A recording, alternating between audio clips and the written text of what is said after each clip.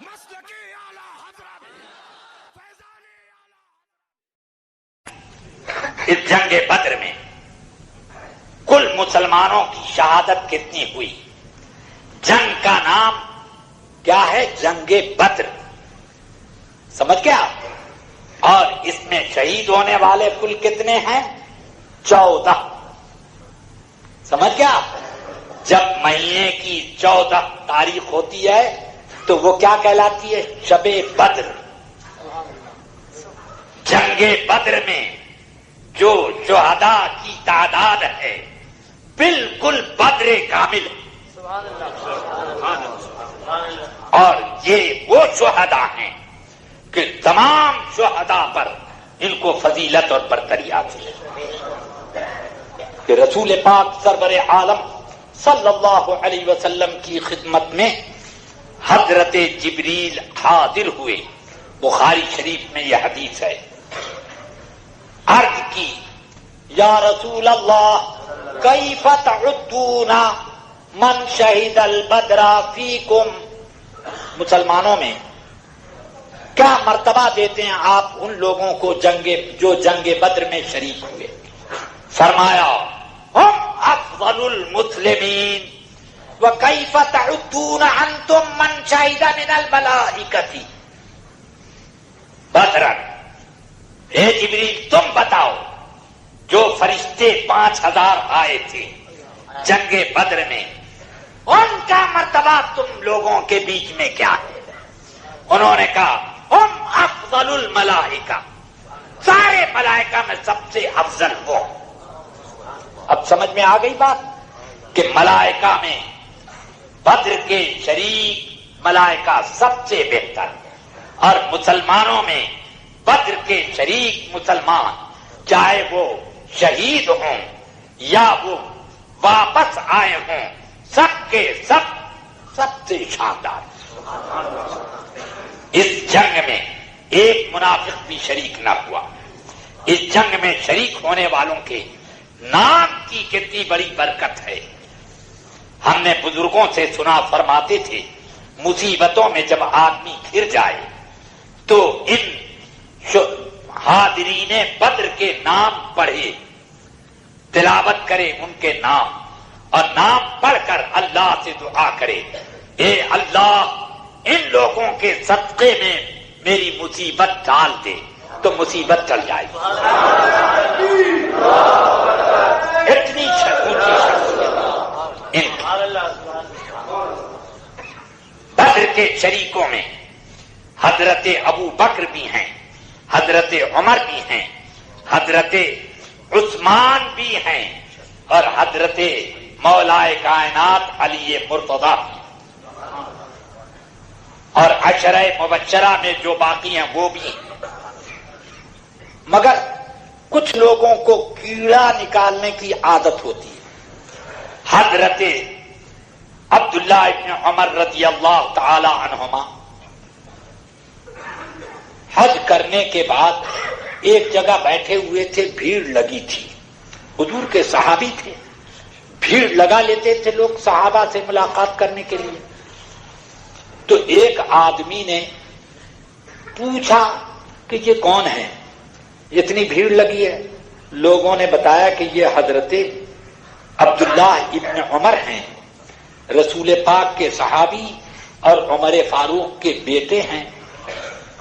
تو وہ آیا، کہا کہ دیکھیے آپ سے میں کچھ سوالات کروں گا، آپ اس کا ٹھیک ٹھیک جواب دیجیے گا. ہاں پوچھو. کہ عثمان غنی کے بارے میں پوچھتا ہوں کہ جنگ بدر میں وہ تھے کہ نہیں؟ کہ اچھا جنگ بدر میں نہیں تھے، جنگ احد میں بھاگنے والوں میں عثمان غنی تھے کہ نہیں؟ کہاں بھاگنے والوں میں وہ بھی تھے. کہ اچھا یہ بتائیے کہ بیعت رضوان جب ہو رہی تھی حدیبیہ میں تو عثمان غنی اس میں تھے کہ نہیں تھے؟ کہنا سبحان اللہ. وہ بولا تو حضرت عثمان کو جلال آ گیا. اب وہ حضرت عبداللہ ابن عمر کو جلال آیا. فرمایا ٹھیک میں تجھے بتاتا ہوں وہ جنگ بدر میں نہیں تھے، مگر رسول پاک صلی اللہ علیہ وسلم نے فرمایا کہ تو میری بیٹی رقیہ کی عیادت کر، میں تجھے جنگ میں حاضر مانوں گا اور جنگ کے مال غنیمت میں تیرا حصہ لگاؤں گا۔ اور جنگ کے بعد رسول پاک نے تمام مجاہدوں کے برابر ان کو حصہ بھی دیا۔ رسول پاک ان کو حاضر مانے اور تو غیر حاضر مانے تو کیا تیری کھوپڑی۔ اور جنگ احد میں بھاگنے والے بھاگے تھے، عثمان غنی بھی بھاگے تھے، مگر اللہ نے قرآن میں فرما دیا وَلَقَدْ عَفَا اللَّهُ عَنْكُمْ، تمہاری اس لغزش کو میں نے معاف کر دیا۔ کہ اللہ نے تو معاف کیا لیکن تم اتنے نالائق ہو کہ تم معاف نہیں ہونے دینا چاہتے۔ اللہ نے تو معاف کر دیا اور تم کہتے نہیں اللہ معاف کرے، ہم معاف ہونے نہیں دیں گے۔ فرمایا سب حضور اکرم صلی اللہ علیہ وسلم نے مکے والوں سے بات کرنے کے لیے عثمان کو بھیجا، اور اس لیے بھیجا کہ پورے صحابہ میں مکے والوں کی نظر میں صاحب احترام عثمان کے برابر کوئی نہ تھا، اس لیے رسول پاک نے ان کو بھیجا۔ اتنے میں ان کی موت کی خبر آئی کہ مکے والوں نے انہیں قتل کر دیا، تو رسول پاک نے بیعت لی تمام صحابہ سے کہ عثمان کے خون کا بدلہ لینے کے لیے سب اپنی جان قربان کرنے کی بیعت کرو میرے ہاتھ پر۔ سب نے بیعت کی، سب کی جب بیعت ہو گئی تو رسول اللہ نے صحابہ کے بیچ میں اپنا دایاں ہاتھ اٹھایا اور فرمایا ہذہ ید عثمان، یہ عثمان کا ہاتھ ہے، وہذہ بیعتہ، اور یہ عثمان کی بیعت ہے۔ بول ایسی بیعت کسی کی ہوئی کہ رسول پاک بیعت لے رہے ہیں اور خود رسول پاک اس بیعت کے وکیل بھی، کسی کو ایسی بیعت نہیں ملی۔ اب بول اذهب بہذا، جا یہ میرے جواب لے کے جا، اب بول۔ چپ ہو گیا تو حضرت عثمان غنی رضی اللہ عنہ جنگ بدر میں شریک ہیں، اور اس واقعے بیعت رضوان سے یہ پتا چلا کہ خون عثمان کا بدلہ لینے کی بیعت ہو رہی ہے، تو عثمان کی طرف سے بیعت کے لیے حضور نے ہاتھ کیوں اٹھایا؟ جب یہ مان لیا گیا کہ عثمان شہید ہو گئے، ان کے خون کا بدلہ لینا ہے، تو پھر عثمان کا ہاتھ، یہ عثمان کا ہاتھ ہے، یہ کہنے کی ضرورت کیا پڑی؟ اس کا مطلب یہ ہے کہ وہ جو بیعت لی جا رہی تھی وہ انتظام مصالح کی تھی، اور یہ بیان واقعہ ہے کہ عثمان ابھی زندہ،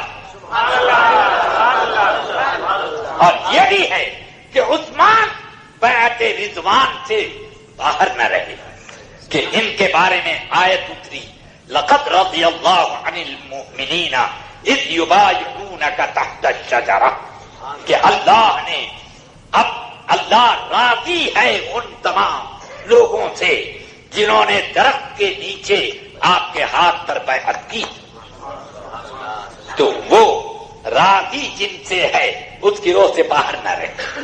12 اب یہ چند واقعات ہوئے، اس واقعے میں رسول پاک نے اپنی رسالت کا بھی اعلان کیا اور پھر اپنی عبدیت کی بھی شان دکھائی کہ خیمے میں جلوہ بار ہیں اور سجدے میں ہیں اور دعا کر رہے ہیں اللہم ان شئت لم تعبد، اے اللہ یہ چند مسلمان ہیں، اگر یہ شکست کھا گئے تو اگر تیری یہی مشیت ہے تو پھر قیامت تک تیری عبادت نہ ہوگی، کوئی تجھے ماننے والا نہ رہے گا۔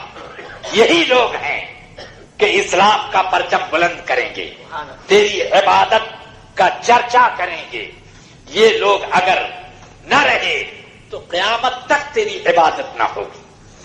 حضرت سیدنا رسول پاک صلی اللہ علیہ وسلم کی یہ دعا کی شان، اس انداز میں دعا کرنا، یہ رسول پاک کی کا مقام عبدیت ہے، عبدیت ہے کہ بندگی خدا کی بارگاہ میں کیسی ظاہر کر رہے ہیں۔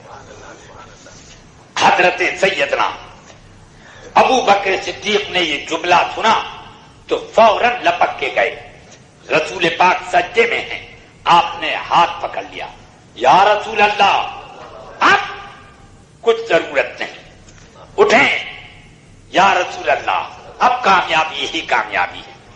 خیمے کے باہر حضور تشریف لائے تو حضرت مقداد ابن اسود کہتے ہیں، یا رسول اللہ ہم ان یہودیوں کی طرح نہیں ہیں کہ جنہوں نے موسیٰ سے کہا تھا کہ اذهب انت وربک فقاتلا انا ہاہنا لقاعدون، آپ اور آپ کے رب جا کر کے جہاد کر لیجئے، ہم لوگ یہاں بیٹھ کے تماشا دیکھتے ہیں کہ جنگ کیسی ہوتی ہے، ہم وہ لوگ نہیں ہیں۔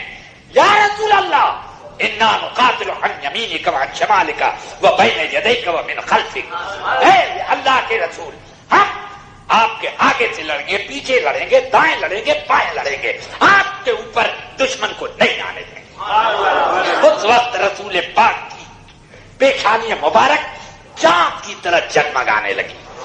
حضرت عبداللہ ابن مسعود کہنے لگے، مقداد کے یہ الفاظ سننے کے بعد مجھے رشک ہونے لگا کہ ایک کاش یہ جملہ میں نے کہا ہوتا، یہ بات میں نے کہی ہوتی۔ یہ شان ہے